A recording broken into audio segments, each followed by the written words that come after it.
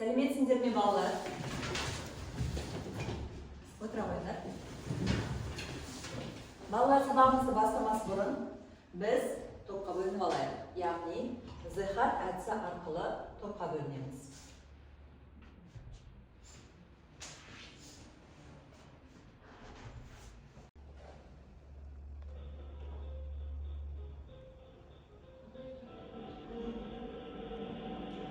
Құралай, Еңлік, Диас, Еркел бір топқа отырамыз, бірінші топ боламыз. Қане кетесіз? Отыра қалайық. Келесі топ.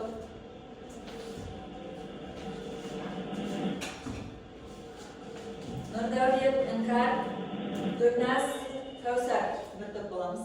Екінші топ. Боламыз. Үшінші топқа бізде Рамазан, Нұрасыл, Әділ Нұрасыл, Дінислам отырамыз. Тамаша, бөлініп қойып. Ал балалар, топқа бөлініп алдық. Енді біз өзіміз бағалауымыз керек. Сендерге бағалау парағын таратамын. Осы бағалау парағына тапсырма бойынша алған балдарыңды қойып отырасыңдар.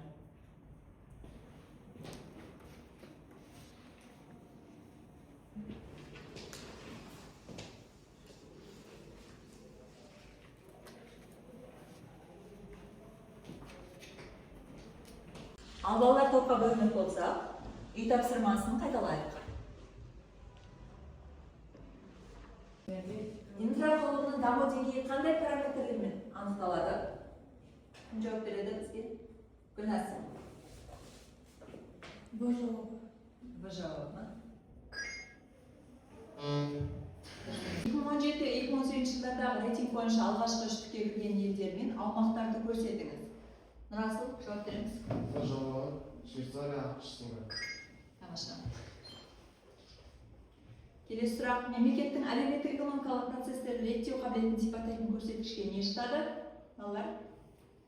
Кім жауап береді? Басқа, сіздерден басқа. Мына топтан? Б халықаралық еңбек бөлінісі мен инвестиция ағымдарына қатысу дәрежесі. Тамаша. Қабілеттілік индексі бойынша Қазақстан нешінші орынды иеленеді? Дәислам. 57-ші орын. Тамаша. Экономиканың әлеуметтік экономикалық процестерді реттеу қабілетін сипаттайтын көрсеткішке не жатады? Кім жауап береді? Нұрасыл жауап береді. Жауабы В, заңнамалық база, саяси тұрақтылық және Тамаша. Менеджмент пен даму институты, дүниежүзілік банк және әлемдік экономикалық форумы. Тамаша. Келесі, менеджмент сапасы көрсеткішіне не жатады? Кім айтады? Тағы басқа. Нұрдәулеттен басқа. Айта ғой Нұрдәулет. Сыр жауабы басқаруды компьютерден. Балалар, тақтадағы сөздерге қарайық. Оқып шығайықшы тақтадағы сөздерді. Ядролық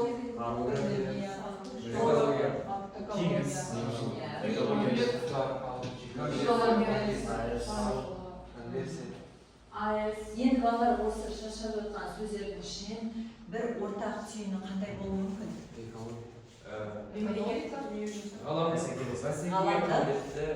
елдер индексі. Ғаламдық нелер мыналар?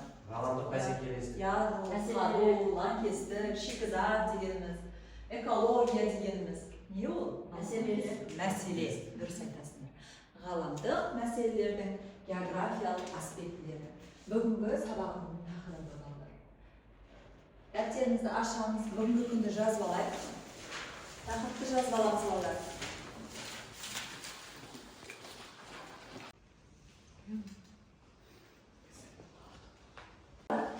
Біздің сабағымыздың мақсаты ғаламдық проблемалардың себептері мен салдарын анықтап топтастыру және де ғаламдық проблемалардың аумақтық көріністерін анықтау. Видеоны қарайық.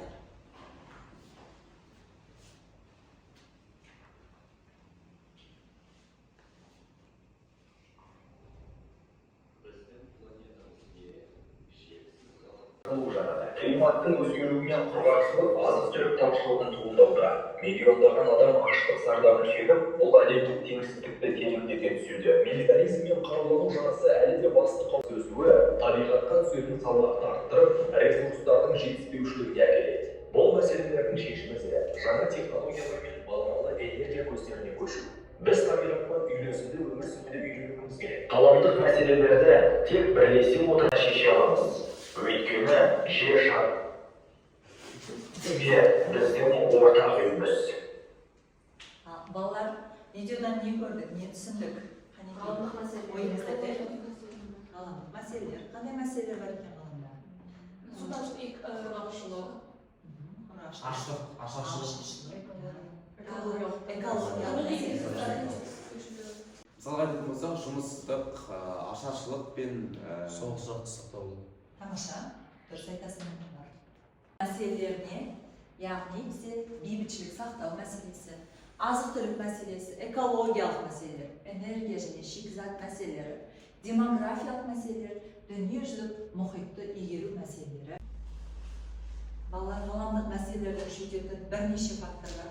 Сол факторларға мысал келтіретін болсақ, Чернобыльдағы апаттан фотогалерея. Табиғат ресурстарын пайдаланудың күрт артуы ресурстардың сарқылуына және де азаюына алып келеді.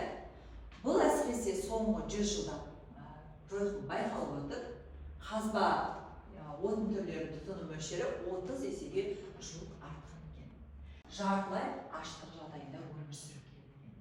Дамыған елдер мен дамушы елдер халқының табыс ара салмағы 20 ғасырдың екінен кері әсерін тигізді. Әлі күнге дейін зардабын шегіп келеді. Келесі балалар. Келесі мысал қарастырайық. Мысал ретінде табиғат ресурстарын пайдалану қарқынының күрт артуының сарқылатын ресурстардың келесі мысалдарды келтіреміз. Қай жерден жер?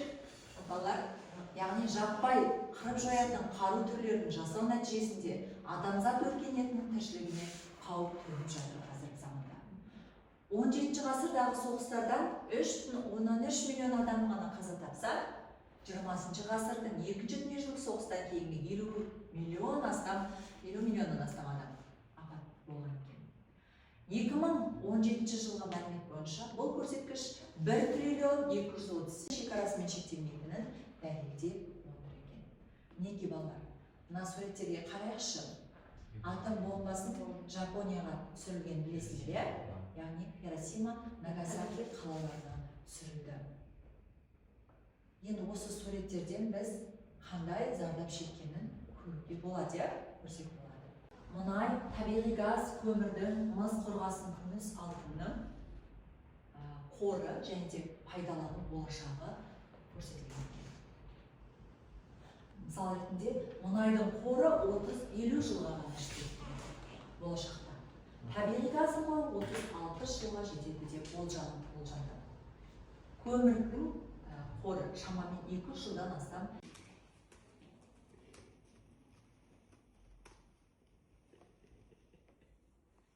қараңдар, демографиялық және азық-түлік мәселесін шешудің жолдары 3 түрлі жолы бар екен. Оның біріншісі мәселенің себептері, екіншісі зардаптарымен шешу.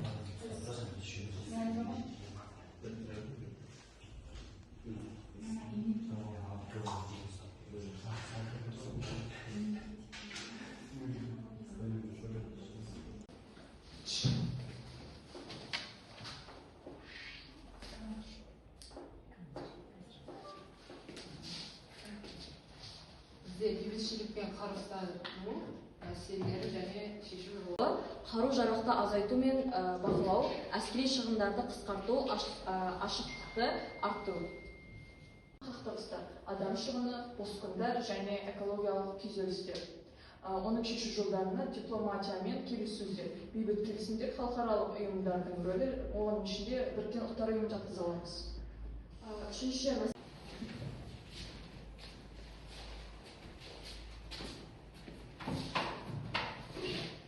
Жалпы қазіргі таңда демографиялық және де азық-түлік мәселесі әлемдегі шешу жолы қиын және де басты мәселелердің бірі. Ең бірінші осы мәселенің себептері бізде халық санының осы 2022-2023 жылдары күрт асып кетуі. Одан кейін бізде осы сарқылатын ресурстардың да тапшылығы, яғни су және де осы жер ресурстардың тапшылығы табылады. Одан кейін бізде климаттың өзгеруі, қазіргі таңда құрғақшылық, осы су тасқыны және де өнімділіктің төмендеуі болып жатыр. Азық-түлік тапшылығы, тамақтану және аштық деңгейінің артуы, бағаның өсуі, негізгі өнімдердің бағасының өсуі, әлеуметтік тұрақсыздық, көші-қон және мәселелердің шешу жолдары: инновациялық ауыл шаруашылығы, технологиялар мен гидропоника, ресурстарды тиімді пайдалану, суды үнемдеу және топырақты қорғау, тағамдық ысырапты азайту, өндіріс пен тұтынудағы шығындарды азайту болып саналады. Қайта өңдеу мен ресурстарды үнемдеу. Тағы шешу жолына технология инновациялаштар, энергия сақтау, ақылды технологиялар, тиімділікті арттыру. Жаһандық жылыну деген секілді жылыжай эффектісі. Сол себепті біз жасыл энергетикаға барынша жылдам жедел түрде көшуіміз керек. Тамаша. Балалар, бағалау парағына дескриптор бойынша 4 балл қоюыңыз керек. Екі топ өздеріңізге 4 балдан қойып, ал мына топта Рамазан белсенділік танытпаған үшін 3 балдан қойып алыңыздар. Келесі тапсырма бізде нүктелі барлау тапсырмасы. Нүктелі барлау тапсырмасында біз картадан жұп болып, яғни алдыңғы тапсырмада сендер орындаған тапсырмалар бар ғой, сол бойынша қай жерлерді қамтиды, соны картадан көрсетейік, жарай ма?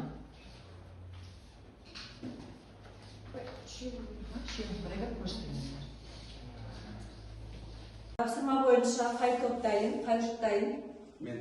Біз. Тамаша, айтамын. Жалпы қазіргі таңда азық-түлік демографиясы бойынша көбінесе оңтүстік Африка, және орталық Азия, яғни Нигерия, Эфиопия, оңтүстік Судан, және де осы оңтүстік Африка республикасы. Одан бөлек батыс Азияға келетін болсақ, Үндістан, Бангладеш, Ауғанстан, Судан деген секілді азық-түлік бойынша проблемасы бар мемлекеттер. Тамаша. Осы тапсырманың дескрипторы бойынша ғаламдық мәселелерге қатысты фактілерді ажырата білдіңдер. Қатер тұжырымдарды дұрыс нұсқасын көрсете алдыңдар, және де мәселе ошақтарын географиялық картадан дәл көрсеттіңдер. Сол себепті сендер өздеріңе 3 балл қойыңдар.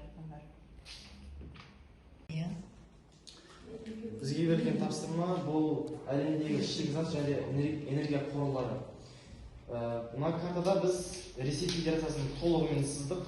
Бұл жерде өзінің аумағы үлкен болғандықтан, онда өте көптеген шикізаттар бар, өте көптеген табиғи ресурстар бар. Сол секілді Канада, ол мемлекет әлем бойынша табиғи газ мөлшерінен қорынан бірінші орында бар. Кейіннен бізде Венесуэла, Сауд Арабиясы, мынау Сирия, Ирак жері, яғни Месопотамия дейді.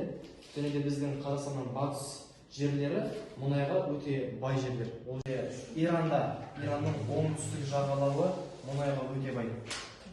Ол жердегі жанармайдың, жалпы мұнайдың көп болған соншалықты, ол жерде бензин судан да арзан. Балалар, тапсырмаларға орындап болдық. Енді осы сабақта бекіту мақсатында біз жалған шындық тапсырмасын орындаймыз.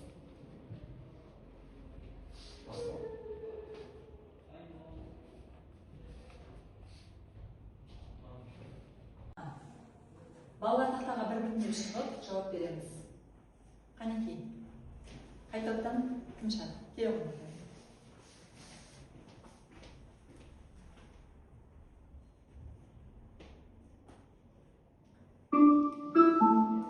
Ғаламдық мәселелер тек жекелеген елдердің күшімен ғана толық шешіледі. Бұл әрине жалған. Ғаламдық мәселені ғаламдық елдермен түгел бірлесе отырып шешу керек. Стокгольм бейбітшілік мәселелерін зерттеу институтының СИПРИ дерегінше 2017 жылы әлемдегі әскери шығындар 1 триллион доллардан асып жығылды.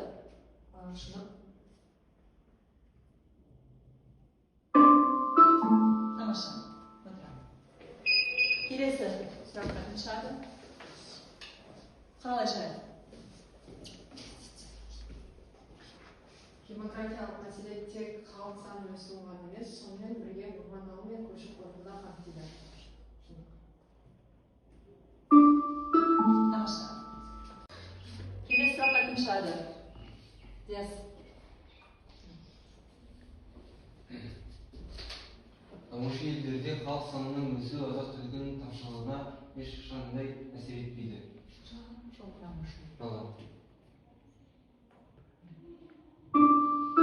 Тамаша. Ядролық қаруды қолдану жер шарында климаттық жағдайды түбегейлі өзгерді. Ядролық қыс әкелуі мүмкін. Шындық. Тамаша. Ерке отырамын. Келесі сұраққа кім шығады бізде? Нұрасыл. Салам. Сегізінші сұрақ. Энергетикаға және минералдық шикізат түрлерінің қоры табиғатта шексіз.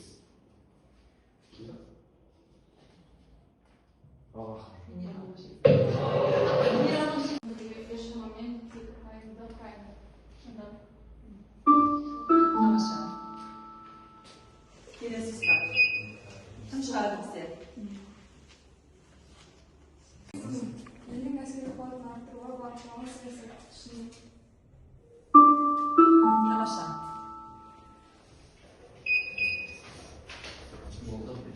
Сұрақтарға дұрыс жауап бердік. Сабағымызға кері байланысымызды бере отырайық. Телефондарымызды алып, QR-ды сканерлейміз.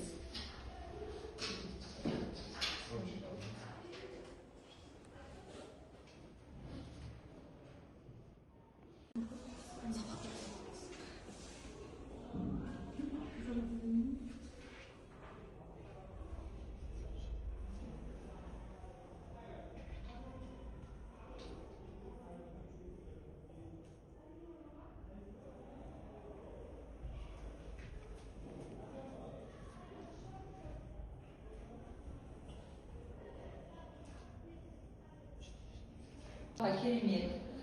Сабақ болыпты, жақсы болды, өте күшті, яғни барлығыңызға ұнап жатыр, иә? Бүгін сабаққа өте жақсы қатыстыңдар. Бізде белсенділік танытқан Нұрдәулет, Құралай, Еңлік, Берке, Диас, Гүлнар. Бүгінгі сабаққа өте белсенді қатысқан Нұрдәулет, саған 10 балл, Құралай саған 10 балл, Еңлік 10 балл, Гүлназ 9 балл, Диас 9 балл, Денислам 9 балл, Нұрасыл 9 балл, Әділ Нұрасыл 8 балл, Ерке саған 8 балл, қалғандарымыз барлығымыз 7 балдан қойып отырайық, өзімізге қоямыз. Және де сіздерге осылай бағаланады. Үйген тапсырманы алып алайық. Әлемдік ашық индексі бойынша елдерді топтастырамыз картаға. Мына кестені толтырып келеміз.